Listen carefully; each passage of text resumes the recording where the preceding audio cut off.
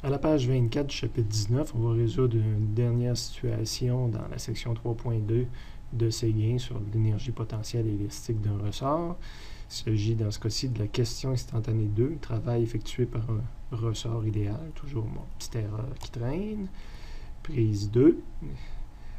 Prise 2 qui consiste à essayer de trouver à quel endroit qu'on aurait une vitesse maximum là, dans notre montage qu'on utilise depuis le début. Donc, pour prendre connaissance exactement de la situation, allez à la page 333 de Séguin.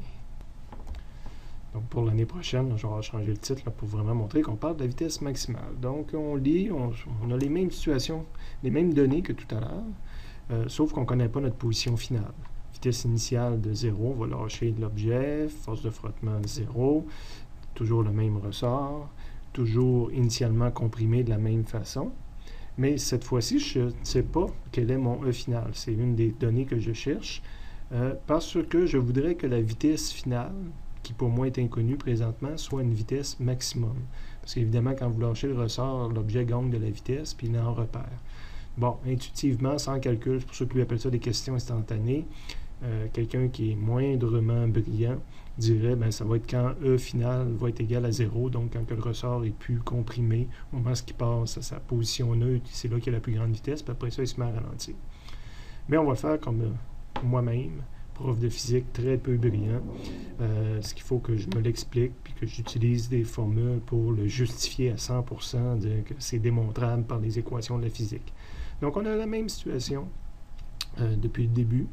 Mon objet qui a une certaine masse, donc il me manquait le petit m à rajouter par-dessus. Vitesse initiale de 0, force de frottement 0, le K près du ressort. Le E initial, ben, c'est ma compression, qu'on peut appeler aussi X initial. Le E final, ben là, je ne sais pas où dessiner la boîte à la fin. Puis je ne suis pas brillant, je ne la dessine pas ici, mais je la dessine à un endroit quelconque, où est-ce qu'elle va posséder une vitesse finale, mais maintenant, je peux même dire que c'est la vitesse maximum. Puis je cherche justement quelle est cette position-là. Donc là, ma cote est mal dessinée ici, c'est des copier-coller, hein, prendre le même dessin depuis le début. Mais là, ma cote correspondant à l'endroit où j'ai dessiné ma boîte devrait être comme ça.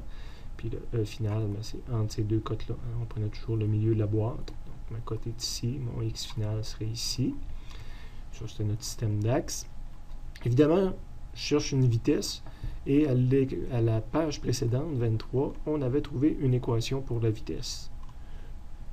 Pour ça que la deuxième fois, je l'avais résolu avec les variables pour justement avoir une équation de vitesse. Donc, je reviens ici, puis je dis je vais utiliser l'équation qu'on avait de vitesse en fonction des élongations. Il existe des outils mathématiques, je dois être encore plus rigoureux. Je pourrais voir ça comme une équation de V en fonction du E initial et de dériver ça pour trouver le minima ou le maxima là, de mon équation. Donc, il existe des outils mathématiques encore plus rigoureux. Mais je peux y aller par essai-erreur, dire bon, le K ne change pas, le M ne change pas. Quand est-ce que je vais avoir la plus grande valeur possible à l'intérieur de ça? Le E initial est connu, lui non plus, ne changera pas. Donc, c'est mon E final. Évidemment, on a vu qu'il ne pouvait pas dépasser le point 2, donc c'était notre point où le ressort, fait que c'est quelque part entre 0 et point 2.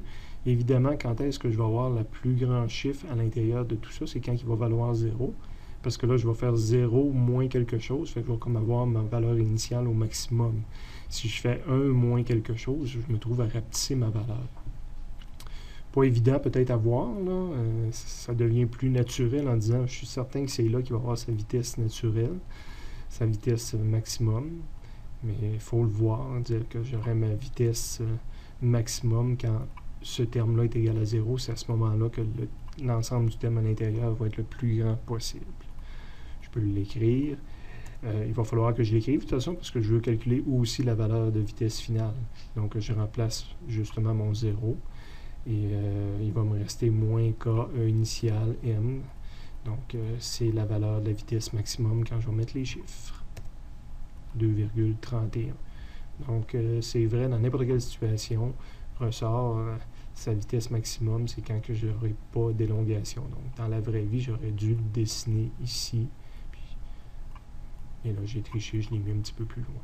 Mais il reste que quand j'affirme que E final est égal à 0, ça revient à dire que la cote que j'avais ici, ben, tu la mets à 0, je vais tomber à l'endroit où je voulais.